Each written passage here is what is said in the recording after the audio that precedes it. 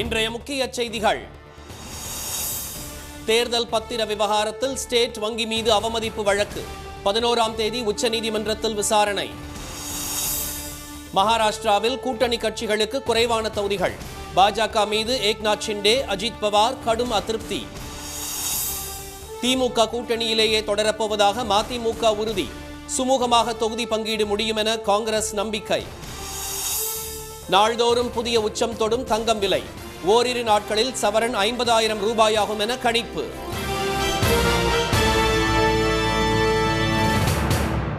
வணக்கம்.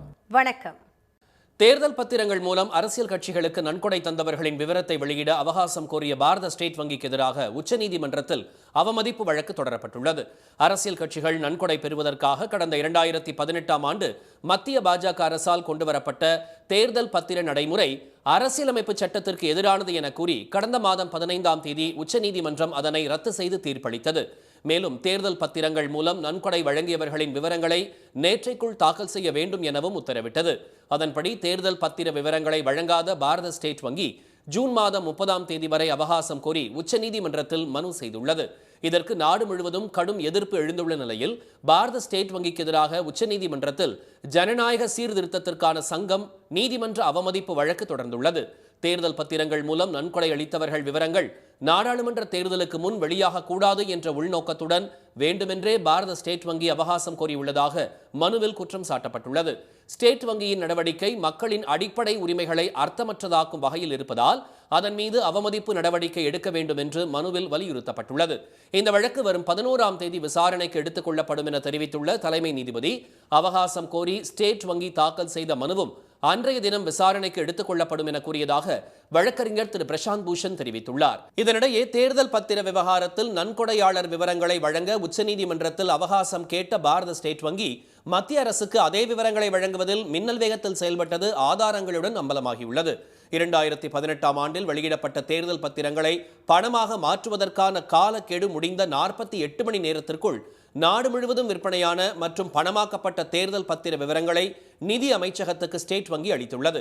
இது தொடர்பான ஆவணங்களை ரிப்போர்ட்டர்ஸ் கலெக்டிவ் என்ற இணையதளம் வெளியிட்டுள்ளதை சுட்டிக்காட்டியுள்ள மார்க்சிஸ்ட் கம்யூனிஸ்ட் பொதுச் செயலாளர் திரு சீதாராம் யெச்சூரி, பாரத ஸ்டேட் வங்கியின் பொய்கள் அம்பலமாகியுள்ளதால் நீதிமன்ற அவமதிப்பு சட்டத்தின் கீழ் அதனை தண்டிக்க வேண்டும் என வலியுறுத்தியுள்ளார்.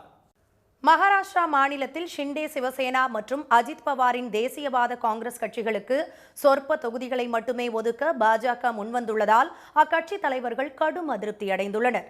48 மக்களவை தொகுதிகளை கொண்ட மராட்டிய மாநிலத்தில் இந்தியா கூட்டணி தனது தொகுதி பங்கீட்டை ஒரு வாரத்திற்கு முன்பே நிறைவு செய்துவிட்ட நிலையில் பாஜக தலைமையிலான என்டிஏ கூட்டணியில் இழுபறி நீடிக்கிறது.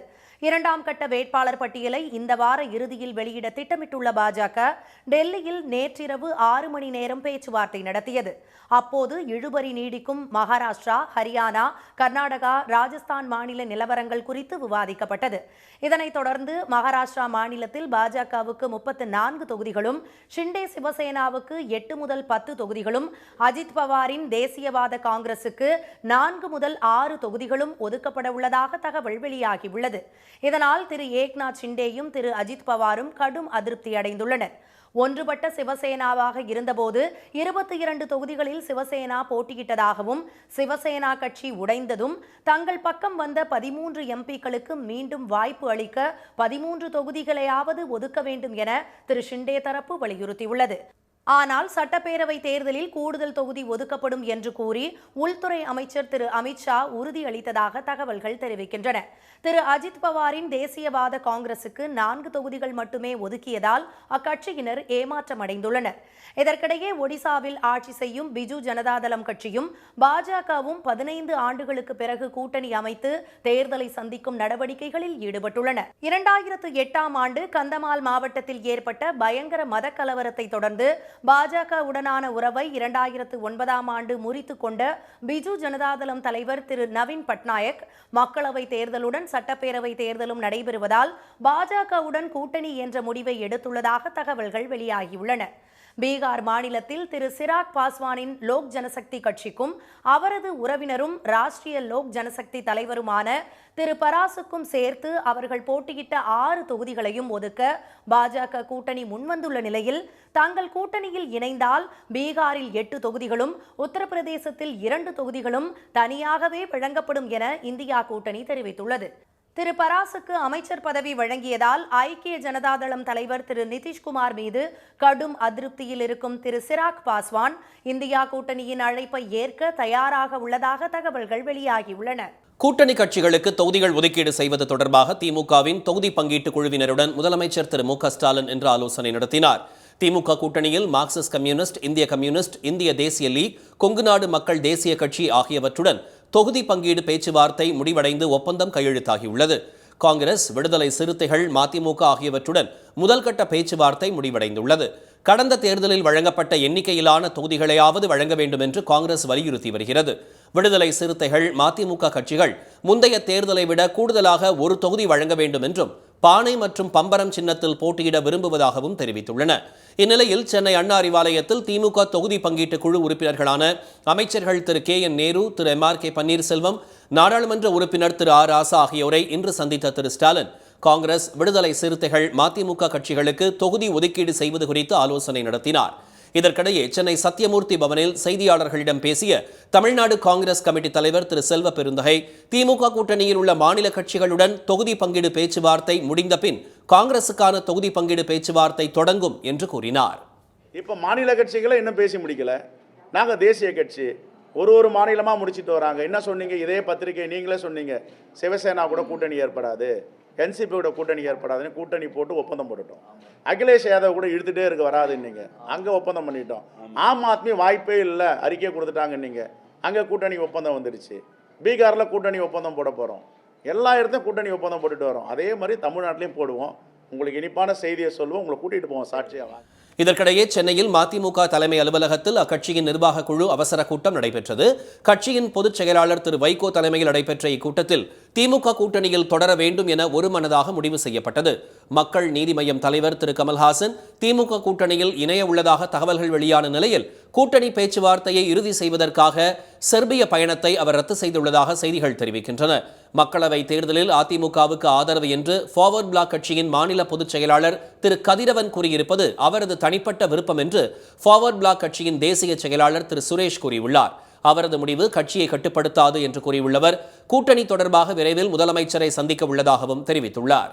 தங்கத்தின் விலை நாள்தோறும் புதிய உச்சத்தை தொட்டு வரும் நிலையில் இன்று சவரன் 400 ரூபாய் அதிகரித்து 48,720 ரூபாயாக விற்பனை செய்யப்படுகிறது. கடந்த சில நாட்களாக ஏற்ற இறக்கங்களை கண்டு வந்த தங்கத்தின் விலை நேற்று முன்தினம் ஒரே நாளில் சவரனுக்கு 680 ரூபாய் அதிகரித்தது. இதனால் வரலாற்றிலேயே முதல் முறையாக ஒரு சவரன் தங்கத்தின் விலை 48,120 ரூபாயை தொட்டது. தங்கத்தின் மீதான விலை உயர்வு நேற்றும் தொடர்ந்தது.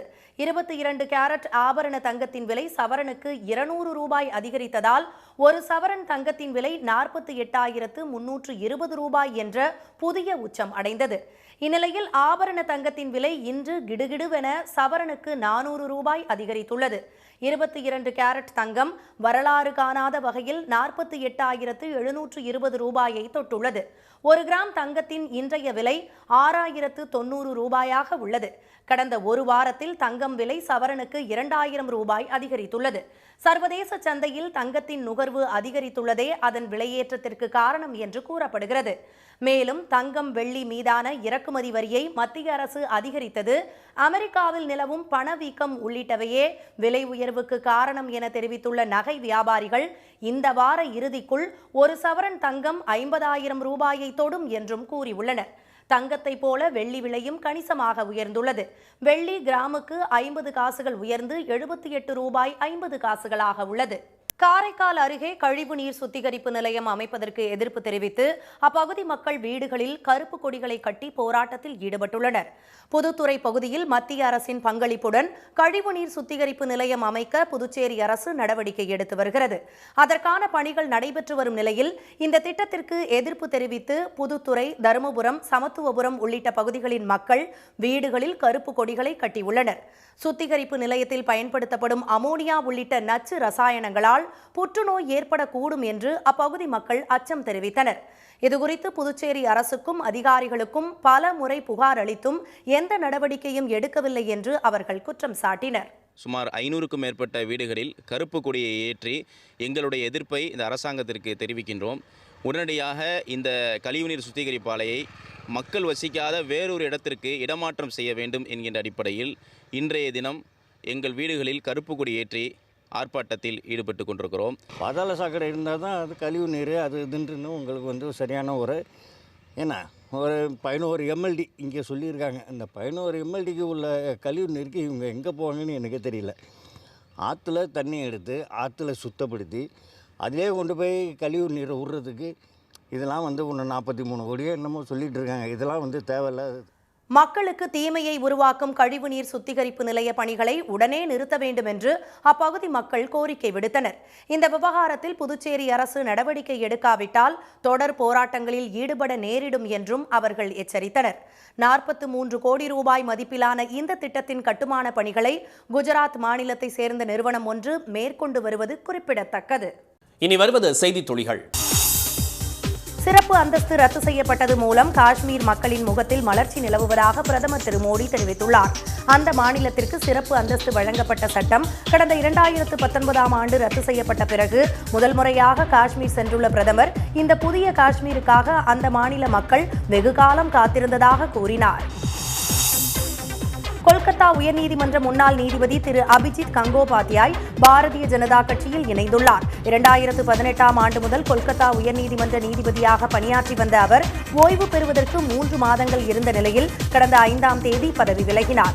இந்நிலையில் பாரதிய ஜனதா கட்சியில் அவர் அதிகாரப்பூர்வமாக இணைந்துள்ளார். ஆளும் திரிணாமுல் காங்கிரசுக்கு எதிராக பல தீர்ப்புகளை வழங்கி பரபரப்பை ஏற்படுத்தியவர் திரு அபிஜித். தேர்தல் அறிவிப்பு வெளியாக உள்ள நிலையில் பிரதமர் திரு நரேந்திர மோடி வரும் 22ஆம் தேதி தமிழகம் வருகிறார். தேர்தல் பிரச்சாரத்தின் ஒரு பகுதியாக அவர் வருகை தருவதாக பாஜக நிர்வாகிகள் தெரிவித்துள்ளனர்.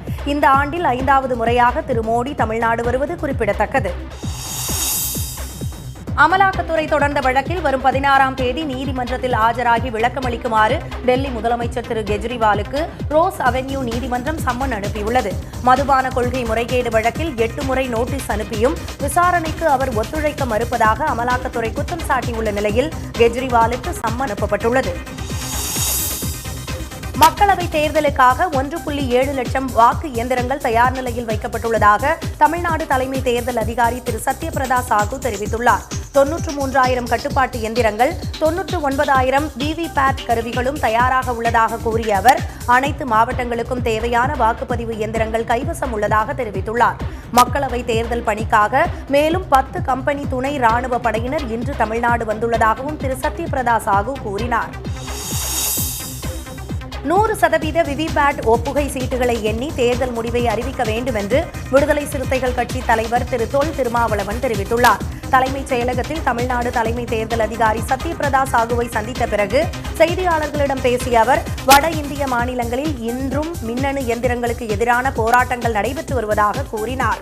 மின்னணு எந்திரங்களில் முறைகேடு செய்வதற்கு வாய்ப்பு உள்ளது என்ற அச்சம் கட்சிகளிடையே உள்ளது என்றும் திரு திருமாவளவன் தெரிவித்தார். மகா சிவராத்திரி மற்றும் வார இறுதி நாட்களை முன்னிட்டு இன்று முதல் 10ஆம் தேதி வரை சென்னையிலிருந்து பல்வேறு ஊர்களுக்கு சிறப்பு பேருந்துகள் இயக்கப்படும் என அறிவிக்கப்பட்டுள்ளது. இன்று 270 பேருந்துகளும் நாளை 300 பேருந்துகளும் நாளை மறுநாள் 430 பேருந்துகளும் இயக்கப்பட உள்ளன. தினசரி இயக்கப்படும் பேருந்துகளுடன் கூடுதலாக இந்த சிறப்பு பேருந்துகள் இயக்கப்படுகின்றன. இதேபோல பெங்களூரு, திருப்பூர், ஈரோடு, கோவையிலிருந்தும் பல்வேறு இடங்களுக்கு 200 சிறப்பு பேருந்துகள் இயக்கப்படும் என அறிவிக்கப்பட்டுள்ளது. புதுச்சேரியில் பாலியல் வன்கொடுமைக்கு ஆளாகி கொலை செய்யப்பட்ட சிறுமியின் உடல் நல்லடக்கம் செய்யப்பட்டது. இறுதி ஊர்வலத்தில் பங்கேற்ற ஆயிரக்கணக்கானோர் கண்ணீர் மல்க அஞ்சலி செலுத்திய நிலையில் சிறுமியின் பாடப்புத்தகங்கள், பொம்மைகளும் உடலுடன் புதைக்கப்பட்டன.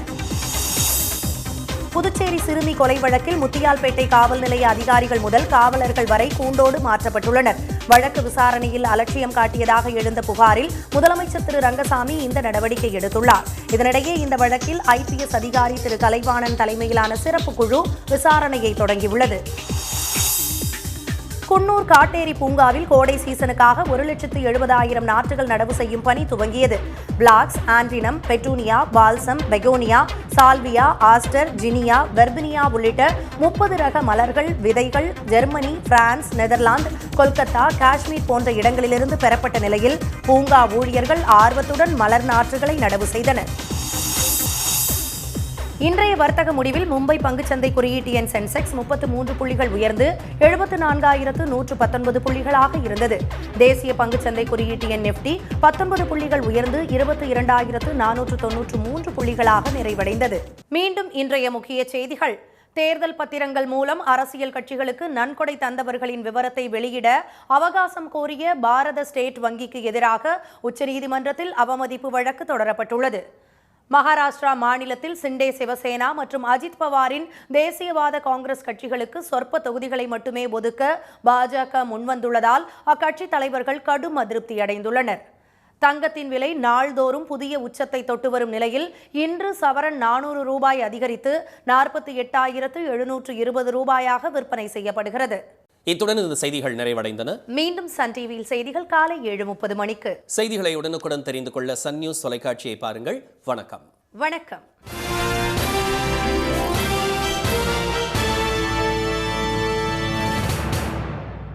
உடனுக்குடன் செய்திகளை தெரிந்து கொள்ள சன் நியூஸ் பெல் ஐகானை கிளிக் பண்ணுங்க.